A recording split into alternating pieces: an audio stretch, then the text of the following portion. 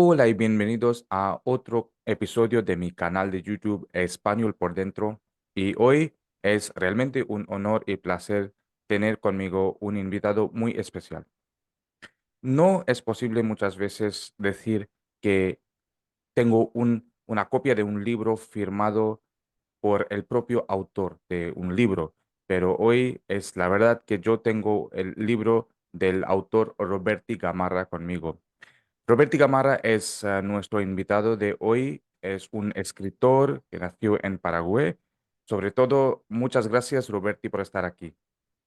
Gracias a ti por darme la oportunidad de hablar en tu programa y es verdad que ha sido también un placer conocerte y pasar buenos ratos en Delhi hace poco tiempo. Igualmente, Roberti. Roberti Gamarra nació en Paraguay en 1967. Trabajó durante varios años como corresponsal de una emisora de radio paraguaya en Europa, cubriendo la inmigración latinoamericana. Es especialista en el campo del emprendimiento y la innovación. Ha dedicado gran parte de su carrera profesional al entorno del libro, participando en la creación de más de 250 bibliotecas públicas en todo el mundo.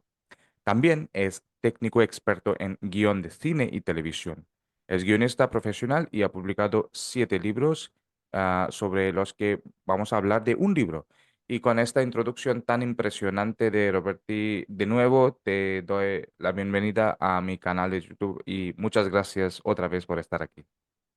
No, gracias a ti, encantado de poder compartir contigo un rato de cultura y un rato en español, que también es muy destacable porque en realidad una de las sorpresas que me he llevado estando en la India es lo bien que habláis el español.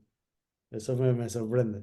Muchas gracias, Roberti. Y bueno, claro, es uno de de una de las metas de este canal de acercar a culturas y países, ¿no? Así que hoy la entrevista de hoy va a ser un paso más en este viaje que estamos realizando.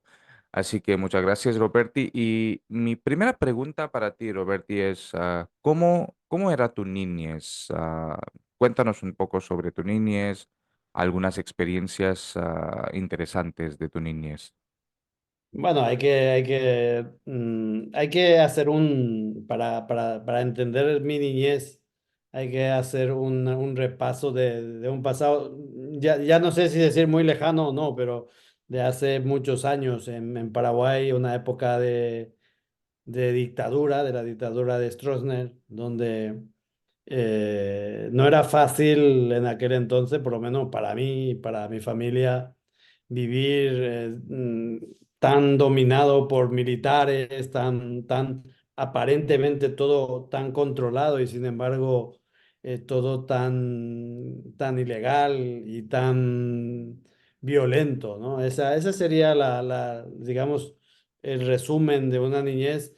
Si me dices a nivel ya muy personal, muy individual, te diré que tuve una niñez fructífera, rica, sobre todo en acopio de información, que son los que ahora abundan en mis libros. Toda la experiencia de mi niñez es lo que se refleja en todas las obras que escribo, porque creo que aún escribiendo muy a menudo, sacando libros, tengo una fuente inagotable de experiencia, de situaciones que vives cuando eres pobre, un niño pobre que tiene que trabajar desde muy pronto, que tiene que ganarse la vida desde muy pronto, que al final, pues eso, todo eso te genera ¿cómo diría yo? Una biblioteca de información muy amplia de lo que me sirvo ahora para escribir los libros. Qué bien. ¿Y cuáles fueron, Roberti, tus primeras influencias literarias? Bueno, yo desde muy pequeño era muy inquieto. Me hicieron esa misma pregunta hace un tiempo, cómo empezaste a escribir o cómo empieza uno? Es difícil decir, yo de muy pequeño recuerdo leer lo que podía porque no vivía en una sociedad muy cercano a la lectura. pero todo lo que podía leer pues lo convertía en historias. Y luego también hay que entender que, al menos en la época de mi niñez en Paraguay, el niño no era muy bien considerado, diría yo, ¿eh? Esta es una visión muy personal. Mucha gente no estará de acuerdo, pero yo la visión que tengo es que ser un niño en una sociedad pobre, en una sociedad dominada por adultos autoritarios, lo único que te genera es una capacidad inmensa de asimilar todo lo que estás viendo y donde no puedes participar. Y eso fue creando un interés, una necesidad de ir también a expresarme de algún modo y mi forma de expresar fue empezar a escribir. Y escribía y dibujaba cómics y ya a partir de ahí fui escribiendo. El primer libro publiqué, ni siquiera creo que exista el libro ya a estas alturas, sería no sé, en principio de los 80 o un Mm, libro que se titulaba Año 2000, la tecnología avanza mm, y era un ensayo sobre lo que sería el año 2000 cuando llegáramos al año 2000 que todo el mundo tenía esa inquietud de que todo iba a cambiar en el mm, año 2000 por lo menos en la sociedad occidental, mm. y escribí un pequeño ensayo. Ese fue mi primera publicación, que ya te digo, ni siquiera el libro existirá a día de hoy. Qué bien. Ya has respondido que iba a hacer mi siguiente pregunta sobre cómo empezaste a escribir. Ujú. De todos modos, me gustaría que elaboraras un poco más sobre esta primera experiencia, ¿no? De escribir, cómo, cómo sentías tú y qué significaba escribir para ti en aquel momento momento principal de escribir. Bueno, como he dicho antes, la escritura se convirtió en una fuente de expresión, ¿no? Eh, he tenido también la suerte de trabajar en radio, en periódicos de allí, y para mí era una necesidad. Hice también la carrera de teatro y televisión. Ujú, De algún modo necesitaba expresar, si tú me pides que haga una descripción exacta de por qué empiezo a escribir, te diré que es innato, no es una cuestión de escoger una profesión y escribir, sino que simplemente por la vida que llevaba, por el entorno que me rodeaba. ujú, Sentí la necesidad de empezar a expresarme y la única forma de expresarse sin ser represaliado, era escribiendo. Escribía pequeñas obras de teatro, escribía poesía, escribía cosas, cartas, y a partir de ahí, eso es lo que más me gustaba y es lo que más me gusta en esta vida, escribir, crear, ujú, estar todo el día asimilando información, leyendo, aprendiendo y escribiendo. Porque para mí ahora es una profesión, ahora es un trabajo escribir, ujú, porque ya no estoy en esa fase de solo escribir para expresarme, sino ahora ya estoy escribiendo para que la gente llegue a mis historias a través de mis libros. Entonces, el proceso para mí ha cambiado, ¿no? Pero ujú. entonces era una necesidad, era la única vía que tenía para poder expresar aquello que yo estaba viviendo. Qué bien, qué interesante lo que tú dices y creo que, claro, cuando, con tiempo, con transcurso de los años, los motivos, claro, cambian y el pensamiento también cambian, ¿no? De por qué escribir. Y de esto llegamos yo creo que el momento más destacado de esta entrevista es el momento que nos dio a conocer, ¿no? Y yo estaba hablando de tu libro, El altar de Milagro, que fue traducido y publicado en inglés hace tiempo y el traductor, de hecho, es doctor Mayuresh Kumar, que Ujú, es un profesor de una universidad gubernamental en en la India y es un amigo también. Así que personalmente también es un honor pues tener este libro traducido por señor Mayuresh y, claro, escrito por Roberti Gamarra, ¿no? El altar de Milagro. ujú. Altar of Miracle en inglés, ¿no? ¿Y de qué Sí. se trata este libro, El altar de milagro, Roberti?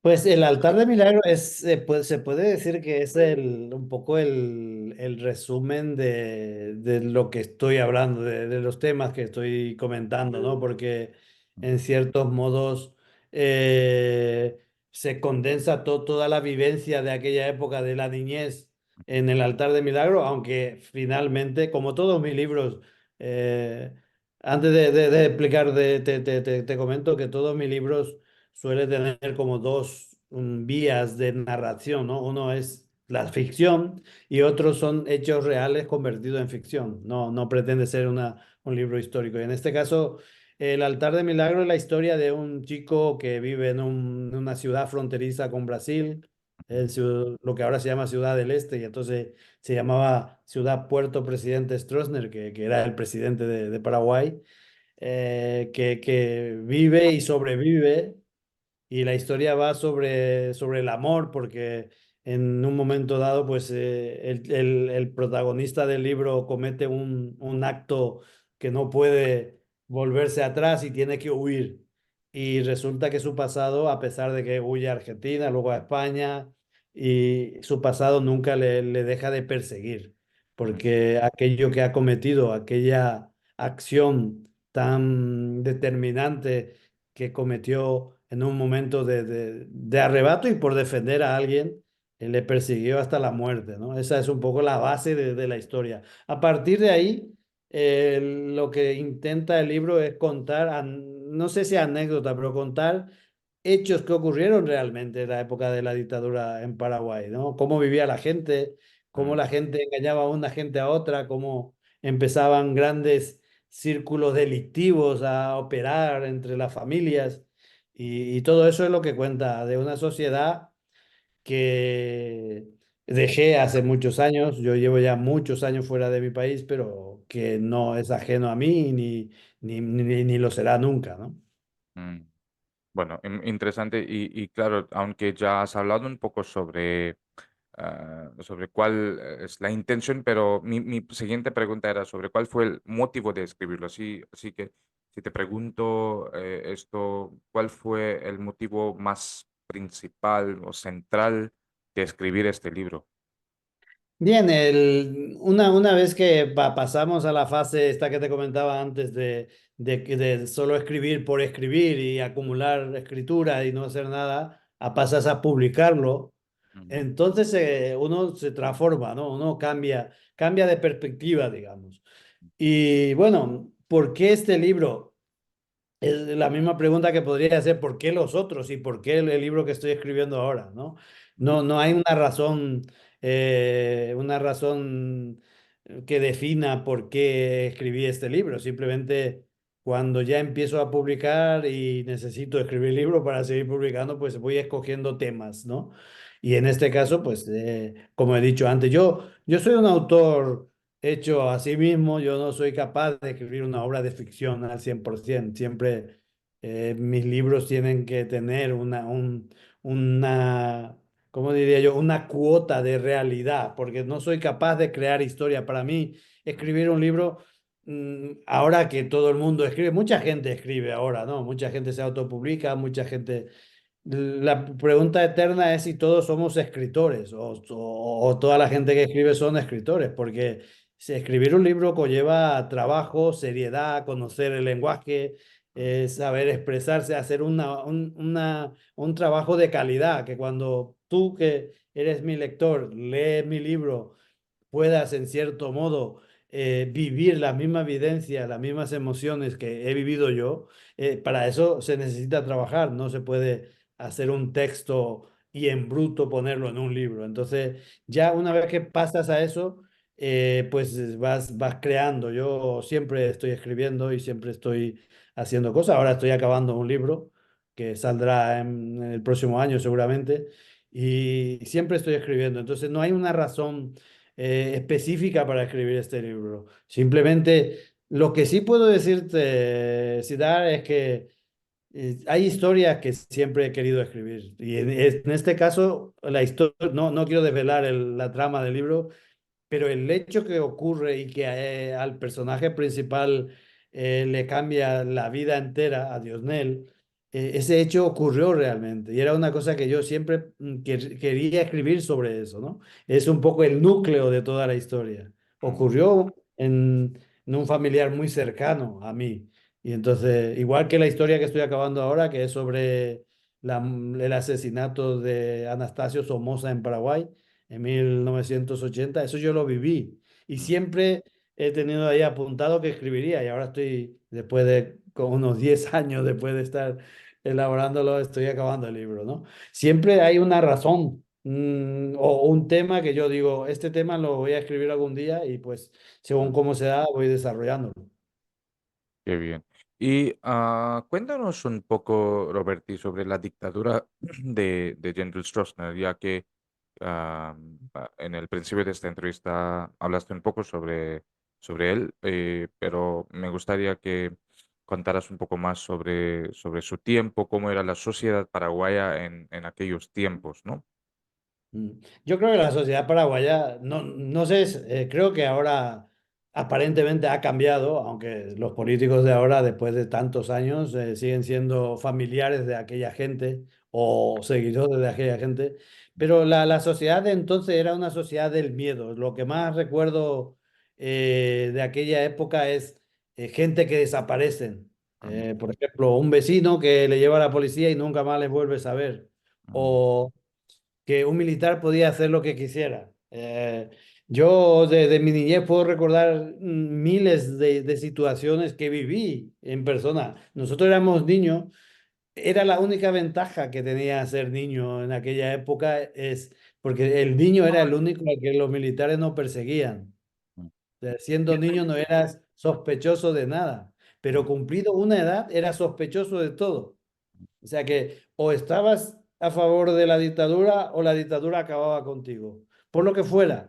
Entonces era una sociedad del miedo en donde mucha gente se enriqueció de aquello. Hay puede decirse, una historia muy real y muy todavía presente, como ocurre en Brasil, que son la situación de los sin tierra, mm, y eso ocurría en Paraguay. Los sin tierra son gente que en su momento, en grandes extensiones de terreno, uno entraba a cultivar. No necesitabas título, porque en la Constitución figuraba que si tú ocupabas un terreno eras tuyo, ¿no? mm, Tú lo cultivabas, y... Pero, ¿qué pasa? Que luego vinieron los gobiernos militares y se dieron cuenta que aquello era una fuente de ingreso extraordinario. Vender tierra, yo recuerdo Agriex, una empresa alemana que lleva decenas de años en Paraguay, tiene 300.000 hectáreas suyo que lo compró al gobierno a precio de ganga. Y en toda esa tierra en su momento estaban ocupados por gente a las que expulsaron y cuando uno no quiere salir de su tierra lo matan. mm, Y todo eso lo llevas, ¿no? Todo eso lo vives y vives muy cercano de ver todo el entramado. Entonces, es una sociedad realmente difícil de transmitir lo que vivimos en aquella época, porque hay que vivirlo para entender. Para mí la dictadura es una de las mayores lacras que hay en nuestra historia más reciente, porque al final el resultado de todo aquello es que el país se queda en manos de mm, unos pocos que eran muy cercanos a aquella gente que mataba en Paraguay. No puedo darte cifras, pero miles de muertos, campesinos. Lo más triste ahora, visto desde la lejanía y que estoy escribiendo sobre ello, lo más triste es comprobar cómo mataban a campesinos que no tenían nada, que no mm, eran ninguna amenaza para nadie, y los mataban. Hay en uno de mis libros anterior sale una escena que siempre recuerdo cuando dicen que era muy famoso el darte tu tierra. En Paraguay significaba que los campesinos que reclamaban tierra lo detenían y lo subían en un avión o en un helicóptero y lo llevaban. Paraguay hay una parte muy grande que es una extensión todavía deshabitada y mm, lo llevaba y le decía, ¿dónde quieres tú? ¿Dónde quieres para tu terreno? Y si tú decías ahí, te empujaban del avión y te decía, bueno, vete a tu terreno y quédate ahí, ¿no? Es extraordinariamente cruel Mm, el ser humano, la crueldad del ser humano cuando llega a ese punto es indescriptible para mí. Entonces, hablar de la dictadura, lo que recuerdo son militares por todos lados, policías corruptos que podían entrar en tu casa por la noche y tú no puedes hacer nada, podían llevarse a tu hermana y tú no poder hacer nada, podían hacer de todo y al final lo único que puedes hacer es huir de eso. bueno, pues es muy fuerte lo que acabas de decir.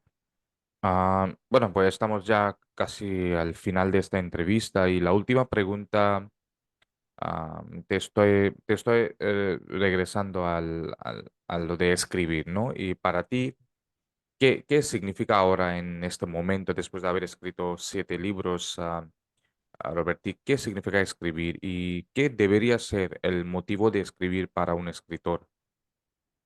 Para mí ahora mismo escribir es un trabajo y un placer, ¿no? Porque cuanto más escribes, más lees y cada día leo libros que me sorprenden por la calidad y por la capacidad que tienen algunos autores para plasmar en el papel historias tan extraordinarias. Para mí ahora mismo escribir es un reto, Mm, porque cada libro que escribo quiero que sea mejor que el anterior.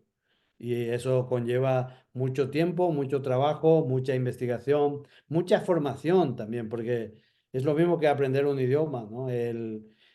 Cuando tú empiezas, pues sabes poco y cuando a medida que vas conociendo, tienes que conocer más, no puedes conformarte. Y ser escritor, para mí, estoy leyendo ahora mismo un libro de García Márquez y es extraordinaria la capacidad de unir palabras, ¿no? Y a través de eso expresar sentimientos y transmitir sentimientos. ¿Qué debe tener un escritor para escribir? Mm, creo que no es. Escribir lo puede escribir cualquiera. Ahora, ser escritor para mí es otra historia. Ya he dicho antes, mucha gente no estará de acuerdo. Yo creo que es otra historia.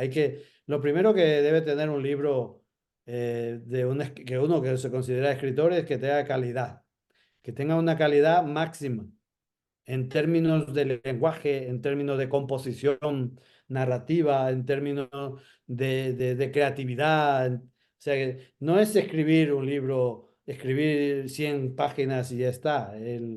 Es lo ideal para mí es conseguir, ojalá yo algún día pueda llegar a eso, conseguir hacer un libro sencillo pero profundo. Puedo decirte un montón de libros que leo y, y me emociona, ¿no? Porque la capacidad de poder escribir en 300 páginas una historia tan amplia y mm. que el lector se pueda emocionar con eso. Para mí, para ser escritor hay que tener formación. Creo que hay que tener formación. Qué bien. Bueno, pues con esto llegamos al fin de esta entrevista. Ha sido realmente una charla muy fascinante, Roberti, y también un momento muy, muy fuerte, ¿no? De lo que tú mencionaste sobre el tiempo de la dictadura de General Stroessner. Ujú. Pero bueno, pues espero que con todo el conflicto que estemos viendo, que estamos viendo aquí en el mundo, espero que todo se recupere pronto y todos estos conflictos terminen cuanto antes, ¿no? Y bueno, con esta nota de positividad terminamos la entrevista. Muchísimas gracias, Roberti, por tu tiempo y estoy seguro de que mis seguidores van a gustar esta entrevista y os recomiendo que por favor compré este libro, The Altar of Miracle en inglés, que está disponible en Amazon. Voy a dejar el link de este libro, el link de Amazon.